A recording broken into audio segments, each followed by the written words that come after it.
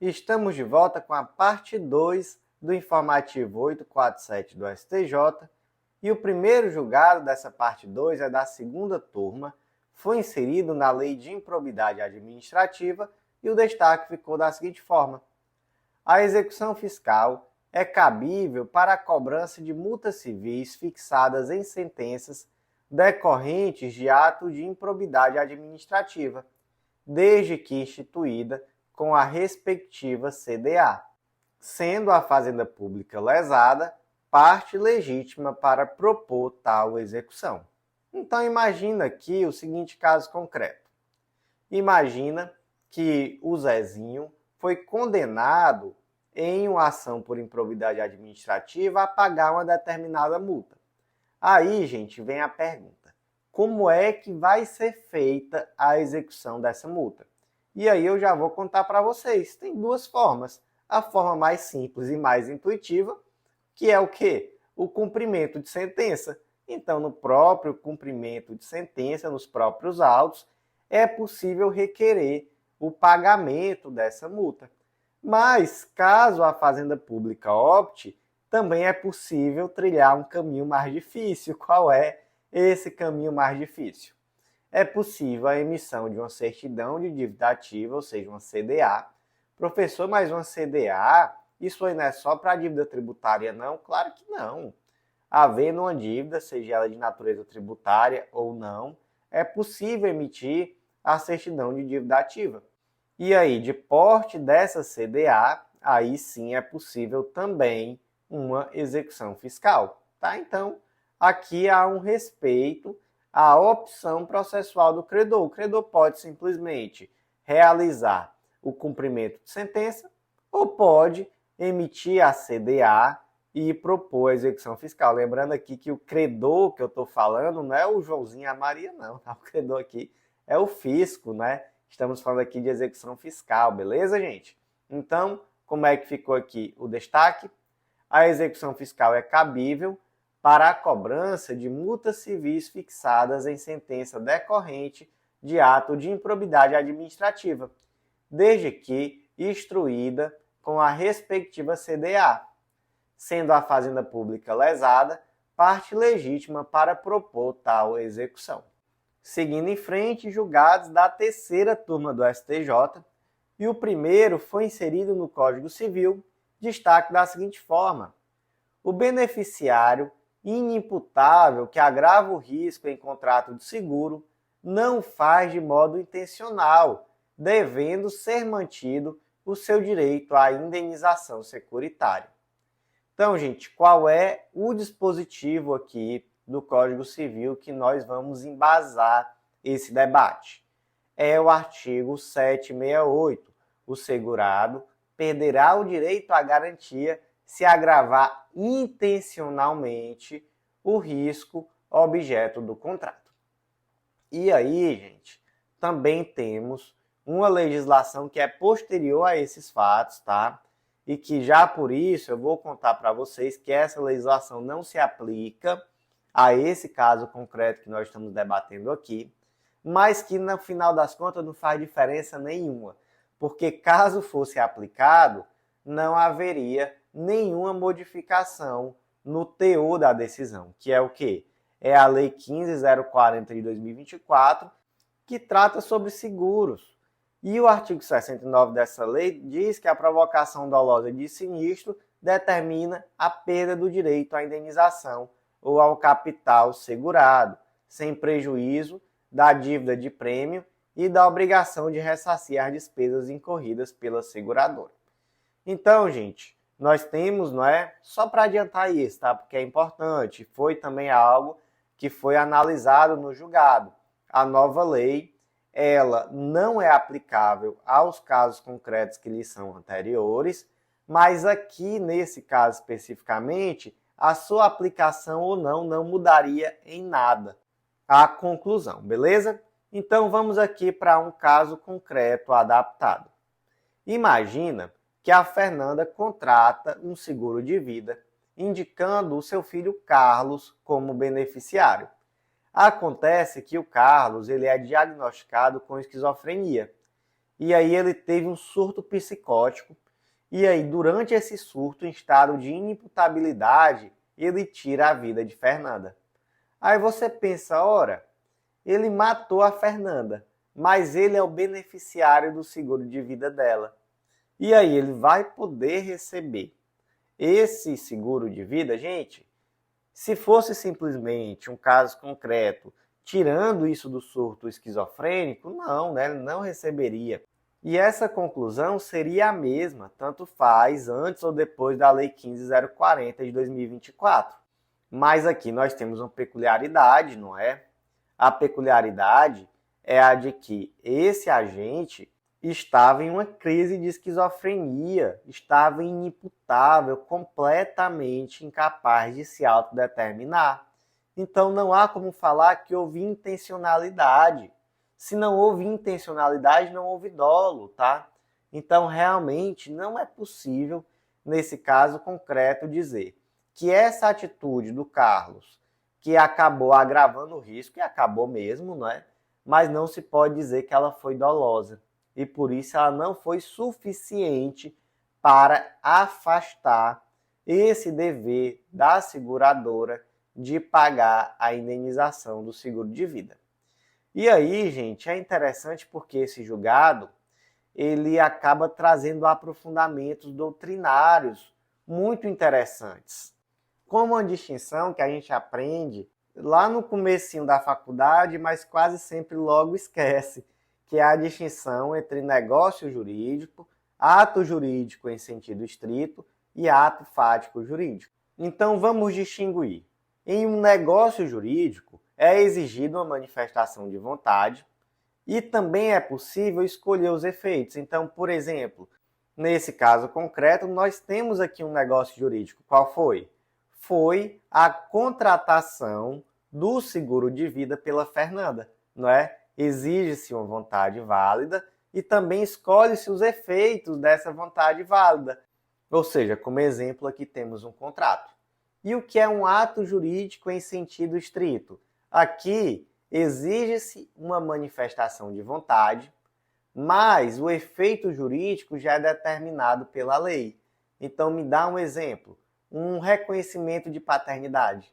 Então, eu vou até o cartório e reconheço que eu sou pai do Miguel. Isso é um ato de vontade, né? Isso é um ato jurídico. Então, eu manifestei minha vontade de ser pai do Miguel. Mas eu não posso dizer assim, mas eu só quero ser pai do Miguel às segundas, quartas e sextas, e eu só quero ser pai do Miguel quando ele já estiver banhado, vestido, alimentado, não estiver com sono e estiver de bom humor. Não. A partir do momento em que eu reconheço a paternidade, todos os efeitos jurídicos dali decorrentes já são imediatos. Nesse caso, não é em virtude da aplicação daquilo que determina a lei. Mas agora vamos para a terceira modalidade, o ato-fato jurídico. Gente, no ato-fato jurídico, não é necessário que haja emissão de vontade. E também não há uma escolha dos efeitos. E aí, gente, nesse caso, o que o julgado nos conta? Que essa ação do Carlos de matar a mãe em surto esquizofrênico é um ato-fato jurídico. Por quê? Porque não há vontade. Por que não há vontade? Porque ele estava inimputável no momento em que ele praticou aquele ato. E, gente, praticar esse ato-fato gera efeitos, ainda que o agente não possa escolher quais são os efeitos. Então, pode, por exemplo, gerar uma obrigação do responsável pelo agente que praticou esse ato-fato jurídico de indenizar os danos causados a terceiros. Pode. Mas, da mesma forma, isso também pode causar, por exemplo, outras consequências jurídicas, como a abertura de uma sucessão, o acionamento de um seguro, sem que seja necessário o exame da vontade do agente, já que ele estava inimputável no momento da ação. Então, bem interessante aqui esse aprofundamento doutrinário no âmbito dessa decisão. E aí, por que eu trago esse aprofundamento doutrinário para vocês? Por um motivo muito simples. Se cair uma questão sobre isso, subjetiva, provavelmente vai estar lá no espelho de correção que a prática do homicídio pelo Carlos é um fato jurídico. Então você tem que saber disso, tá? É um aprofundamento, é uma firula, digamos assim, mas que tem grande importância se for uma questão da sua prova. Então, como é que ficou o destaque? O beneficiário inimputável que agrava o risco em contrato de seguro não faz de modo intencional, devendo ser mantido o seu direito à indenização securitária. Seguindo em frente, próximo julgado de hoje foi inserido no Código de Processo Civil de 73, então não vou tecer comentários, vou só ler o destaque e seguir a vida. Como é que ficou o destaque? O pedido de reavaliação de bem penhorado deverá ser feito antes de ultimada a adjudicação ou arrematação, sendo inadmissível sua apresentação em momento posterior, conforme a aplicação do artigo 683 do CPC de 73.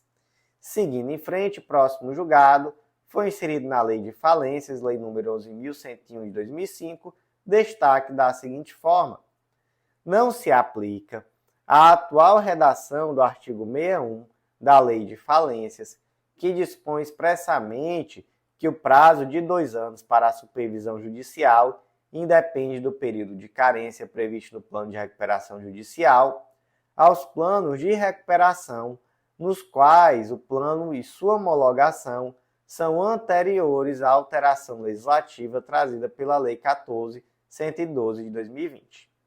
Basicamente, qual é essa alteração? Gente, o artigo 61 hoje diz que o juiz determinará a manutenção do devedor em recuperação judicial até que sejam cumpridas todas as obrigações previstas no plano que vencerem até, no máximo, 2 anos depois da concessão da recuperação judicial, independentemente do eventual período de carência. Em outras palavras, imagina que foi homologado um plano de recuperação judicial hoje. Esse plano de recuperação judicial diz assim: olha, a minha empresa vai ter uma carência de 1 ano para começar a pagar qualquer dívida. Depois que passar esse prazo de carência, terá 3 anos para pagar essas dívidas de forma parcelada e sem juros. Então, olha só, temos aí 4 anos, né? Gente, qual vai ser o período de supervisão judicial? Vai ser só de 2 anos. Depois que acaba a carência, não. Independentemente de existir ou não um período de carência, é somente de 2 anos, tá? É isso que a lei nos conta. Aí, qual é o debate aqui? E se eventualmente o plano de recuperação judicial anterior à Lei 14.112 de 2020 foi homologado de forma diferente, prevendo um prazo diferente de supervisão judicial? Aí, é possível aplicar essa nova previsão a esse plano que é anterior? Não, não é possível, tá? Então, estamos aqui no âmbito da legislação empresarial. Já que falamos em legislação de direito empresarial, temos aqui uma prevalência da autonomia privada, uma soberania da Assembleia de Credores e um respeito à situação jurídica consolidada. E, além disso, nós temos aqui a aplicação da regra que está prevista no Código de Processo Civil, no artigo 14, que é a teoria do isolamento dos atos processuais. Por essa teoria, a lei processual nova, ela tem aplicação imediata, respeitados os atos praticados sobre a égide da lei anterior. Então, por isso que é isolamento dos atos processuais. Em um mesmo processo, você pode ter tido atos praticados sobre a égide da lei anterior, e isso é ok, mas daqui para frente você já começa a aplicar de forma imediata a lei nova. Nenhum problema nisso. Então, por esses 3 motivos, né? Respeito à situação jurídica consolidada, prevalência da autonomia privada, soberania da Assembleia de Credores e ainda, em virtude da aplicação da teoria do isolamento dos atos processuais, nós temos que não é possível rever as situações já consolidadas sob a égide da lei anterior. Então, como é que ficou aqui esse destaque? não se aplica a redação atual do artigo 61 da Lei 11.101 de 2005, que dispõe expressamente que o prazo de 2 anos para a supervisão judicial independe do período de carência previsto no plano de recuperação judicial, aos processos de recuperação, nos quais os prazos de sua homologação são anteriores à alteração legislativa prevista na Lei 14.111 de 2020. E agora eu quero saber se você ainda está concentrado aí me ouvindo. Eu já estou falando aqui sozinho, feito besta. Então, para eu saber que você está me ouvindo, hoje a palavra da sorte que você vai digitar aí nos comentários é foguete. Sabe por quê? Porque tirando o foguete do Elon Musk, foguete não dá ré. E deixa eu contar um negócio para vocês.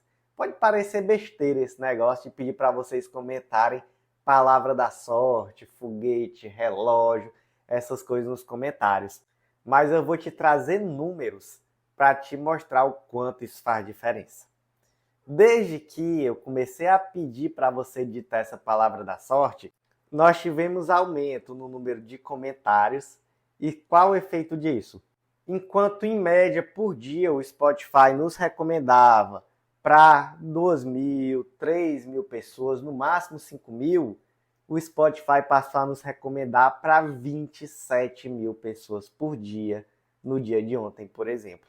Então, olha só a grande diferença que você faz quando você me ajuda comentando foguete ou qualquer outra coisa. E é por isso que a palavra de hoje é foguete, porque foguete não dá ré. E olha só o tanto que você está me ajudando a subir só com esse comentário. Então, seguindo em frente, iniciamos os julgados da 4ª turma do STJ. E o primeiro foi inserido no Código Civil, destaque da seguinte forma: nas relações entre herdeiros, havendo fixação de indenização pelo uso exclusivo do imóvel, não é possível o desconto adicional dos valores de IPTU do quinhão do ocupante, sem prévio acordo, sob pena de dupla compensação pelo mesmo fato e enriquecimento sem causa. Então imagina uma situação assim, imagina que o Zezinho faleceu e ele deixou 2 filhas, a Ana e a Beatriz, e um único imóvel como bem a inventariar. E aí, a Ana, que não é besta nem nada, ficou residindo sozinha nesse imóvel. A Beatriz disse, não, que conversa é essa? Juiz, se a Ana for ficar morando aí sozinha, pelo menos condene ela a me indenizar pelo uso exclusivo, então a pagar um aluguel, né? Tá morando sozinha, paga pelo menos aí o proporcional do aluguel em virtude ao uso exclusivo desse bem. Tudo certo, a Ana passou a pagar esse aluguel. Aí quando foi no outro ano, aí a Beatriz já trouxe uma outra polêmica. Disse assim, ora, e o IPTU, Ana? Não vai pagar não? Você está morando sozinha, então paga o IPTU. Aí, qual é a pergunta aqui, qual é a controvérsia? A Ana, além de pagar essa indenização, não é, em virtude do uso exclusivo do bem, ela pode também ser condenada a pagar o IPTU? Gente, a resposta é não. Sabe por quê? Porque até a partilha, o espólio é que é responsável pelas dívidas tributárias relativas aos bens herdados. E aí, gente, nesse caso concreto, como há um uso exclusivo do bem por um dos herdeiros, houve a fixação de uma indenização, que é na forma de aluguel, não é? E essa indenização ela já se dá em virtude desse uso exclusivo do bem. Determinar ainda assim que essa pessoa pague também o IPTU acaba sendo uma dupla penalização, uma dupla indenização. Então até seria possível determinar que a Ana quem pagaria o IPTU, mas mediante acordo, tá? Não mediante também a determinação de que ela pagasse o IPTU. Então, quais foram os fundamentos da decisão? A fixação de indenização pelo uso já compensa a exclusividade da posse. Haveria aqui uma dupla compensação e um enriquecimento sem causa. E há também aqui a ausência de um prévio acordo que impede esse novo abatimento. Então, como é que ficou o destaque? Nas relações entre herdeiros, havendo fixação de indenização pelo uso exclusivo do imóvel, não é possível o desconto adicional dos valores de IPTU do quinhão do ocupante sem prévio acordo, sob pena de dupla compensação pelo mesmo fato e enriquecimento sem causa. Próximo julgado foi inserido na Lei 9514 de 97, Lei do Sistema Financeiro Imobiliário, e o destaque ficou da seguinte forma: não pode ser aplicado por analogia o entendimento firmado na súmula 308 do STJ nos casos envolvendo garantia real por alienação fiduciária. Então, começando pelo começo, né? O que nos diz a súmula 308 do STJ? Diz que a hipoteca firmada entre a construtora e o agente financeiro anterior ou posterior à celebração da promessa de compra e venda não tem eficácia perante os adquirentes do imóvel. Então vamos aqui entender mais ou menos esse contexto. Imagina que eu, Bruno, tenho uma construtora e aí eu estou construindo um determinado empreendimento na planta. E para construir, eu realizo um empréstimo e como garantia eu coloco uma hipoteca no imóvel. E aí eu começo a vender esses apartamentos na planta. Mais na frente, eu atraso o pagamento para o banco. E aí nós temos aqui, nessa situação, vários compradores de boa-fé, né, que adquiriram essas unidades imobiliárias. Aí vem a pergunta, gente. É possível que essa hipoteca seja exercida pelo banco de forma a prejudicar esses adquirentes de boa-fé? Não é possível. Não é possível, é isso que nos conta a súmula 308 do STJ. E a grande questão aqui é a proteção ao consumidor, a função social da propriedade e a proteção da boa-fé objetiva também desse consumidor. Agora vamos mudar o exemplo. Imagina que no lugar de eu ter uma hipoteca, eu tenho uma alienação fiduciária ao banco. Isso muda alguma coisa? Gente, isso muda tudo. Isso muda absolutamente tudo. E o efeito prático para aquela pessoa que adquiriu esse imóvel de boa-fé é muito danoso. Por que isso muda tudo? Porque, gente, na hipoteca, a propriedade é do devedor. Então, a propriedade do imóvel que está hipotecado continua sendo da construtora. Já na alienação fiduciária, o proprietário é a instituição financeira. É uma propriedade irresolúvel. Há tão somente aqui uma expectativa de que após a quitação, essa construtora vai ter a propriedade do bem, mas nesse momento a propriedade é do credor fiduciário. E aí, gente, isso muda tudo. Porque, na verdade, nesse caso concreto, sequer a construtora poderia vender sem que houvesse uma prévia anuência do proprietário. Quem é o proprietário? É a instituição financeira. Então, é por isso que muda tudo. Então, enquanto no contexto da súmula 308, nós temos uma proteção do consumidor, que aqui é no âmbito do sistema financeiro de habitação, mudando de hipoteca para alienação fiduciária, aí nós já temos um contexto totalmente diferente. E aí o que vai prevalecer é, de fato, a alienação fiduciária. E quais os fundamentos? O princípio da prioridade registral. Então, se a alienação fiduciária está registrada, primeiro, é ela que prevalece.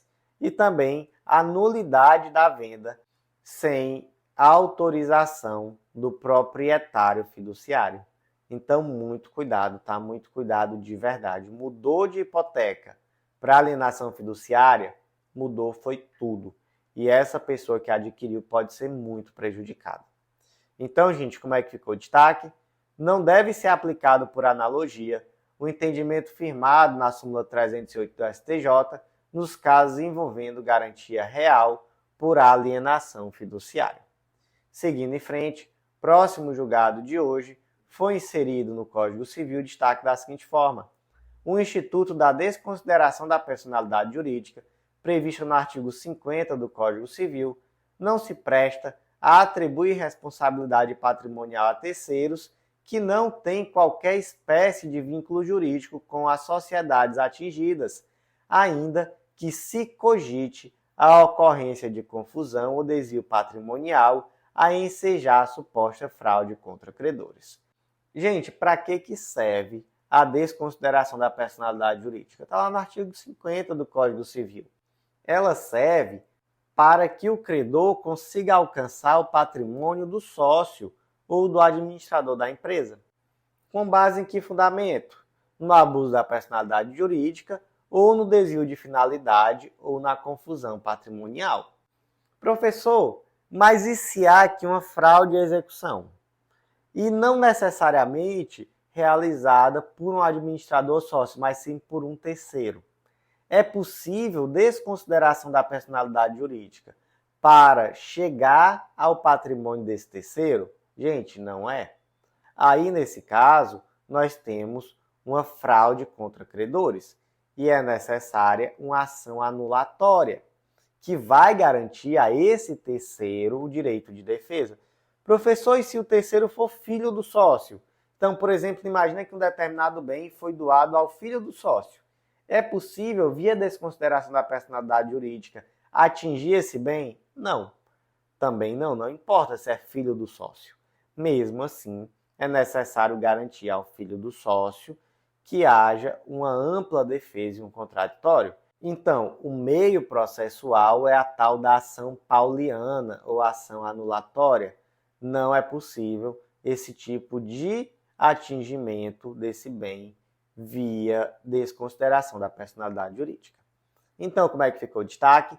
O Instituto da Desconsideração da Personalidade Jurídica, previsto no artigo 50 do Código Civil, não se presta a atribuir responsabilidade patrimonial a terceiros que não têm qualquer espécie de vínculo jurídico com as sociedades atingidas, ainda que se cogite a ocorrência de confusão ou desvio patrimonial a ensejar a suposta fraude contra credores. Próximo julgado de hoje foi inserido no Código de Defesa do Consumidor destaque da seguinte forma: na execução de sentença coletiva lavrada no julgamento de ação coletiva substitutiva, é necessária a apresentação de procurações individuais pelas associações civis que atuam em nome dos terceiros exequentes. Então, gente, vamos lá, né? Primeiro, o que é essa ação coletiva substitutiva? Gente, aqui é um termo amplo, tá?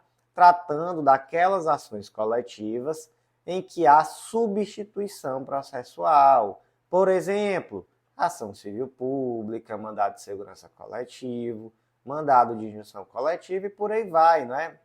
Lembrando, gente, que qual é a diferença da substituição processual para a representação processual? É que na substituição processual, o autor demanda em nome próprio o direito alheio. Então, o sindicato, por exemplo, que propõe uma ação civil pública, ele a propõe em nome próprio, diferente de uma representação processual, onde há uma mera representação do autor da ação na propositura, não é? E aí, qual é o efeito prático disso?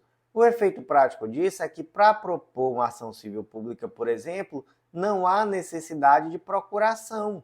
E nem teria como, né? Nem faria sentido. A questão é que o julgado distingue três situações. Uma é na fase de conhecimento, aí de fato há uma substituição processual e não tem como pedir procuração. A segunda é na execução coletiva pelo Flood Recovery, e aí no caso lá do artigo 100 do CDC. E aí nesse caso os valores são revertidos ao Fundo de Defesa de Direitos Difusos, e também não há então como se falar em procuração. Mas já quando se há uma execução individual em nome de terceiros beneficiários, aí o julgado nos conta que aqui já não há substituição processual, mas sim uma representação. Então, nesse caso, é sim necessária a procuração. Então, essa é a distinção feita, tá? Na fase de execução, quando se tutela o direito individual de algum dos beneficiários, aí é necessária sim procuração, porque aqui há uma representação processual. Então, como é que ficou o destaque?